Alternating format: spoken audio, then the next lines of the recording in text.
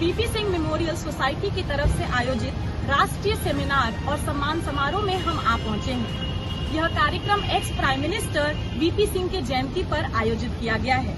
इस कार्यक्रम को मिस्टर अब्दुल ने आयोजित कराया है। इस समय हमारे साथ इस कार्यक्रम के आयोजक अब्दुल नासिर जी हैं। अब्दुल जी, मुझे इस सेमिनार के बारे में बताइए। अब्दुल नासिर नाम है, मैं चेयरमैन हूँ। ओके। और लखनऊ में 12 साल से इनका जन्मदिन मनाया जा रहा है और इंडिया में कहीं नहीं मनाया जाता है। विश्वनाथ प्रताप सिंह ने 56 जो जातियाँ थी, उन जातियों को 27% रिजर्वेशन दिया था 7 अगस्त 1990 में। तब से लेकर आज 35 साल हो गए, लेकिन 27% हमारा रिजर्वेशन पूरा नहीं हुआ। बहुत अफसोस होता है कि पूरे यूपी के अंदर एक भी वाइस चांसलर किसी यूनिवर्सिटी का ओबीसी का नहीं है, एससी का नहीं है, एसटी का नहीं है, पूरे। और हाई कोर्ट और सुप्रीम कोर्ट में जज हमारे सिर्फ एक जज है। तो ये अन्याय है 56% आबादी के साथ।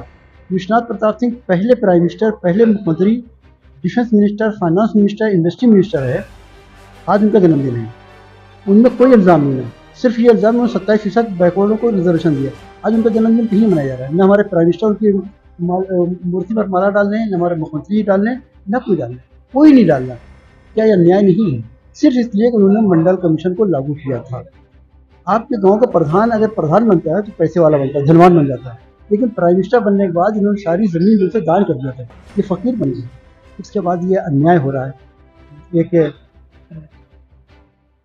मतलब महापुरुष के साथ ये अन्याय है। तो इस अन्याय को दूर होना चाहिए, इसके लिए हम लोग आवाज हैं। बहुत बड़ा हम लोग काम नहीं कर पा रहे हैं, बहुत कुछ नहीं कर पा रहे हैं, लेकिन कम से कम पूरे इंडिया में कहीं नहीं हो रहा है, तो लखनऊ में हम उसको मनाते हैं।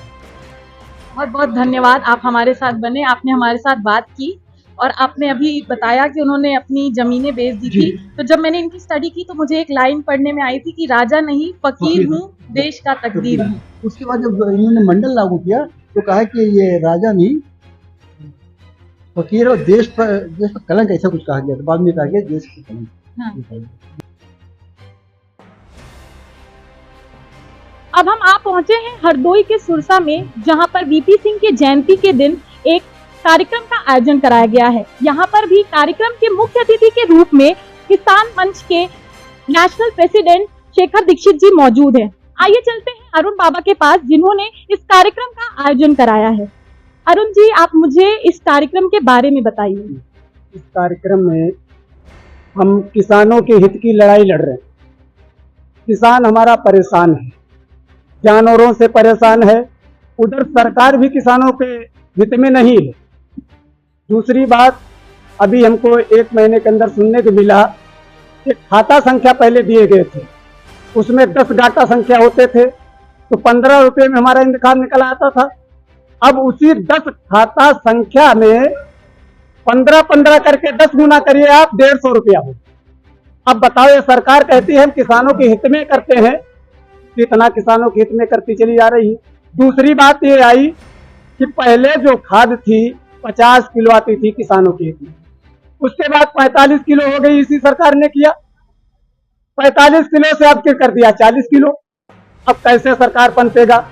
दूसरी बात, पैसा उतने है।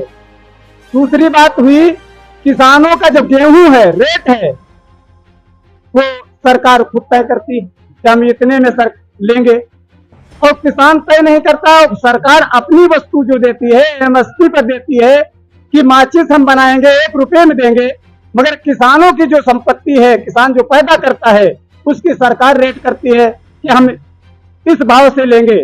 तो कैसे हमारा हिंदुस्तान का किसान सफल होगा?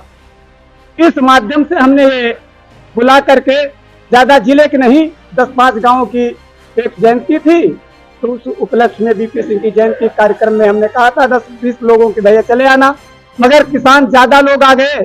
तो मैंने राष्ट्रीय अध्यक्ष जी से हमने कहा, 2 बजे फोन किया कि भैया आप समय निकाल लीजिए, कहा कि हमारे पास कोई गाड़ी दूसरी नहीं है, सिंगल गाड़ी। तो हम कहे आप किसानों के नेता है, सिंगल गाड़ी लेके आ जाइए, हम बताएंगे जहां आपको हम स्वागत कर देंगे भाई। तो उसी तरीके से माननीय हमारे राष्ट्रीय अध्यक्ष जी आने को नहीं थे, फिर भी हमारी रिक्वेस्ट करने पर माननीय राष्ट्रीय अध्यक्ष जी आ गए। धन्यवाद। अरुण जी का कहना है कि ये कार्यक्रम किसानों के हित के लिए है। अब चलिए चलते हैं पंडित शेखर दीक्षित के पास।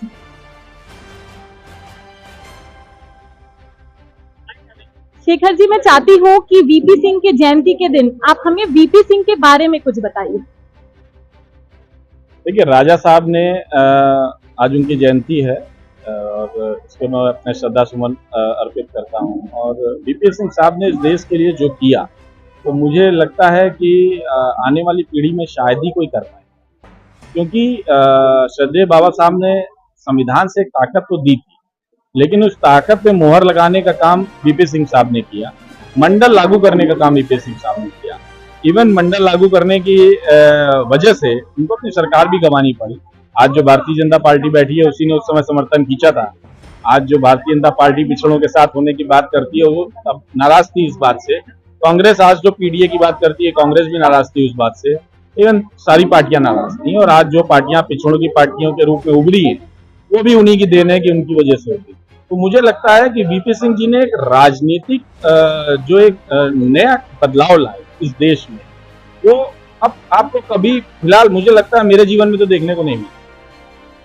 हमें पता चला है कि आपने अपने स्टार्टिंग पॉलिटिकल करियर में वीपी सिंह के साथ बहुत काम किया है, तो मैं चाहती हूँ आप थोड़ी सी बातें बताएं कि आपका क्या अनुभव था, आपने क्या सीखा उनसे। देखिए, किसानों के साथ मुझे राजा साहब ने जोड़ा, और मैं तो शहर में पैदा हुआ, शहर में काम किया, किसानी से मेरा, लेकिन किसान ज़रूरी क्यों है, देश में किसान की क्या भूमिका है, इसके लिए राजा साहब की सारी देन है। और मैं कहूँगा कि राजनीति कहूँ या समाज सेवा, दोनों में जो भी हूँ वो उन्हीं की वजह से। मैं लंबा समय तो नहीं, लेकिन मैं जीवन का लंबा समय इसलिए क्योंकि लगभग 4 साल मैं उनके साथ तकरीबन जितनी देर वो जगते थे उतने देर रहता था। तो कहीं जाते थे तो मैं ड्राइव करता था या चलता था, उनके साथ होता, तो इसलिए उतना अनुभव हो गया। तो मुझे लगता है जो भी हूँ उन्हीं की वजह से हूँ। धन्यवाद शेखर जी, आपने हमें समय दिया। किसान सत्ता के साथ जुड़े रहें।